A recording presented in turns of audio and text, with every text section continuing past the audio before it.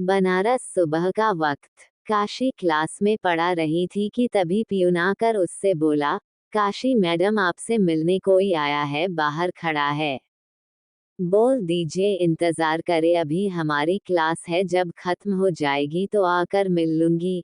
वो इतना कह के वापस से पढ़ाने लगी। ये सुन पियून चला गया। मैडम क्लास ले रही है, आप इंतजार करिए, जब खाली हो जाएंगी तो मिल लेंगी। ये कहकर पियून चला गया और राणा वही खड़ा होके इंतजार करने लगा। काशी एक क्लास लेकर दूसरी क्लास लेने चली गई। ऐसे करते स्कूल की छुट्टी हो चुकी थी। काशी आई और टाइम भर के शालिनी के साथ निकलने लगी। बाहर जैसे पहुंची तो राणा उसके सामने आकर खड़ा हो गया। राणा ने सख्त आवाज में बोला, क्या आप ही काशी है? उद्धरण चिन्ह।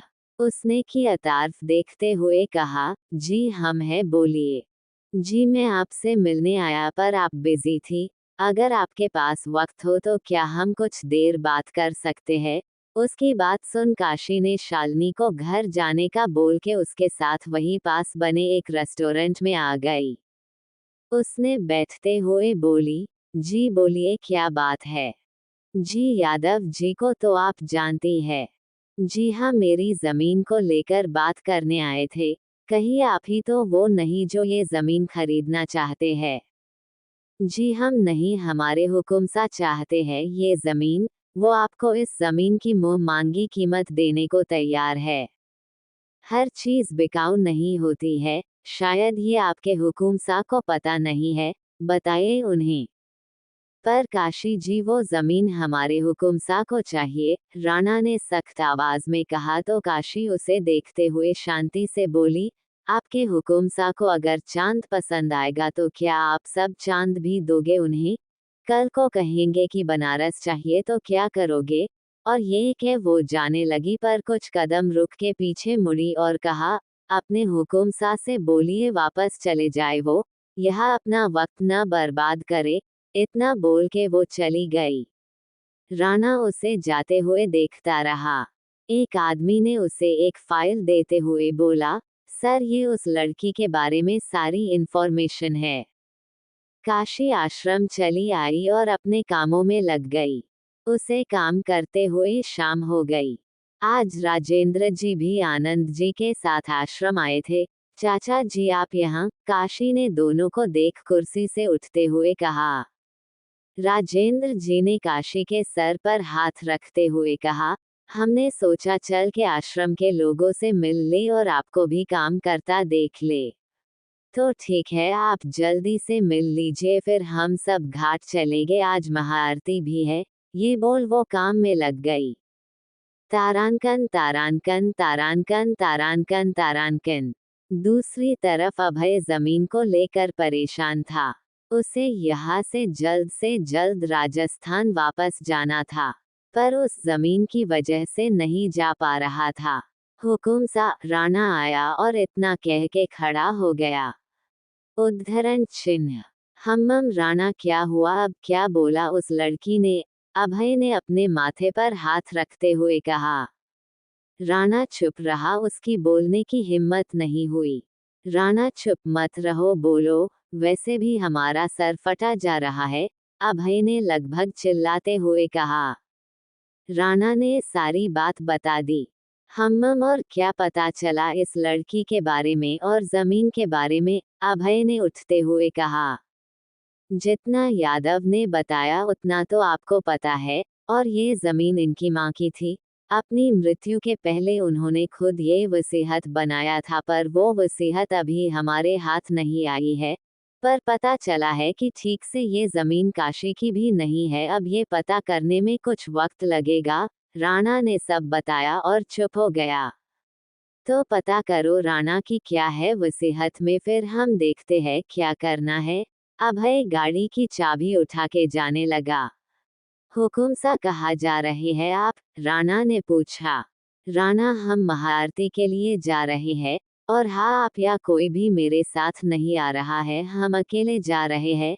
अभय बोलकर निकल गया और राणा अभय को बुलाता रहा पर अभय ने अनसुना कर दिया। अभय गाड़ी में बैठ के चला गया। चलो इनके पीछे, राणा ने गाड़ी में बैठते हुए कहा।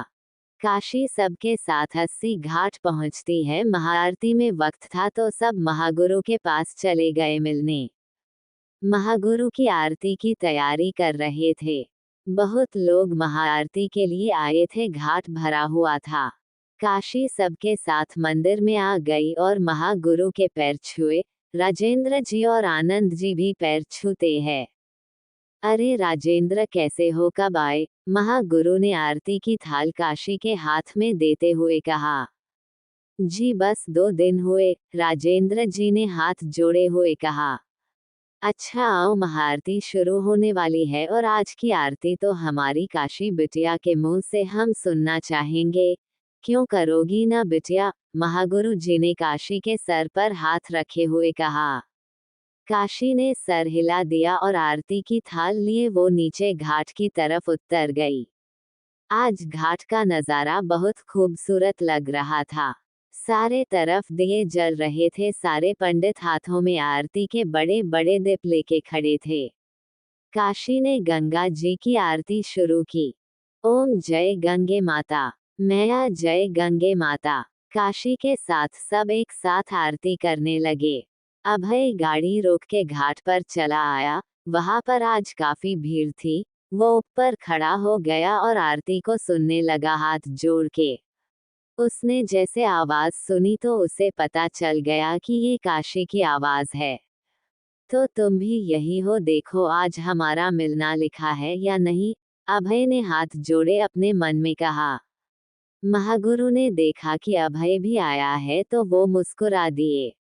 काशी सबके साथ आरती करने में मगन थी।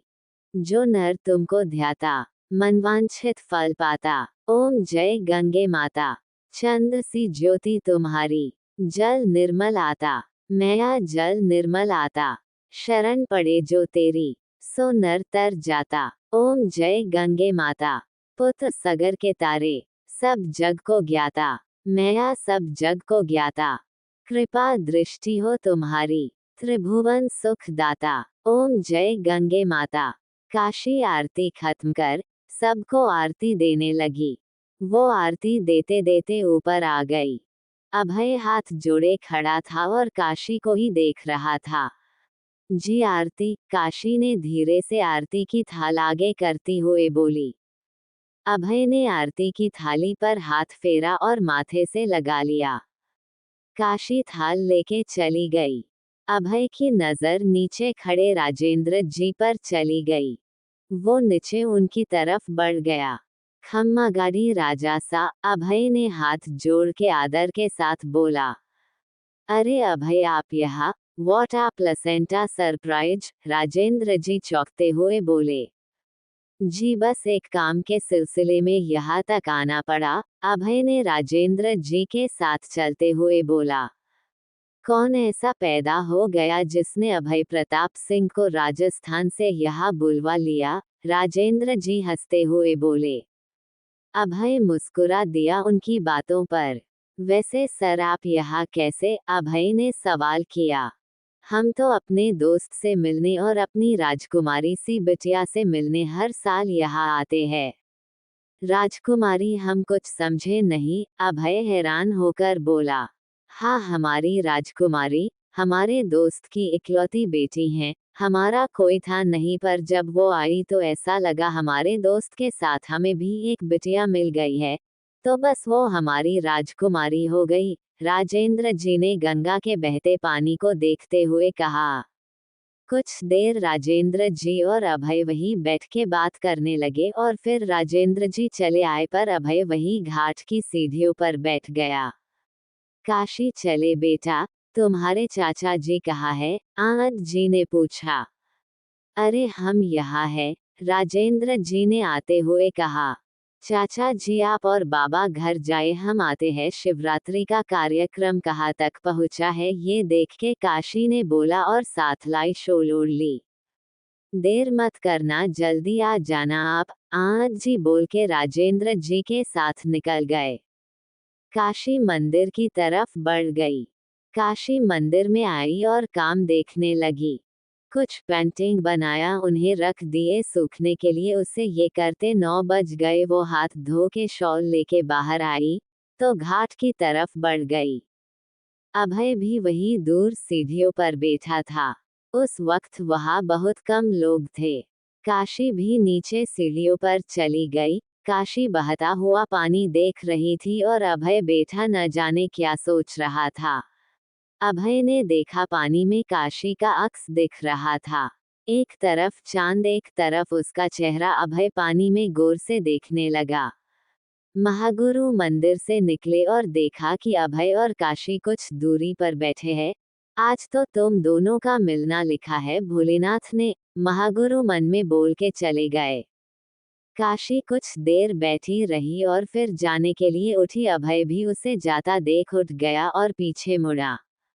काशी जैसे चलने को हुई, उसका पैर फिसला और वो गिरने वाली थी कि अभय ने उसे पकड़ लिया। काशी ने डर से आंखें बंद कर रखी थी। उसके बाल हवा से उड़ के उसके चेहरे पर आ रहे थे। अभय ने एक हाथ से काशी को पकड़ा और दूसरे हाथ से उसके चेहरे पर आए बालों को हटाया।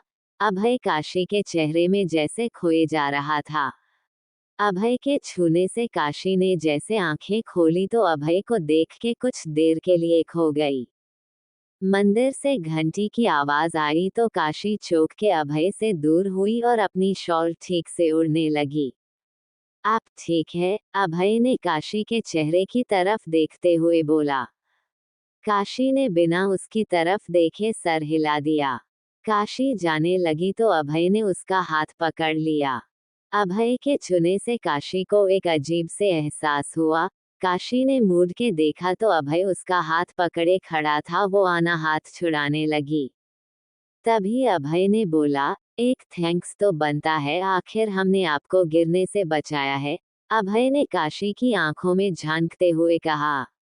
जी शुक्रिया, काशी ने बोला और हाथ छुड़ाने लगी, पर अभय ने उसका हाथ कस के पकड़ रखा था। मेरा हाथ, काशी ने धीरे से बोला।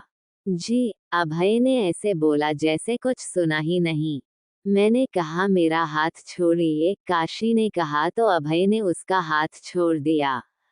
काशी सीढ़ियां चढ़ने लगी और आखिरी सीढ़ी पर पहुंच के उसने पीछे मुड़ के देखा तो अभय उसे ही देख रहा था। काशी वहां से चली गई और छोड़ गई अभय को सोचने के लिए।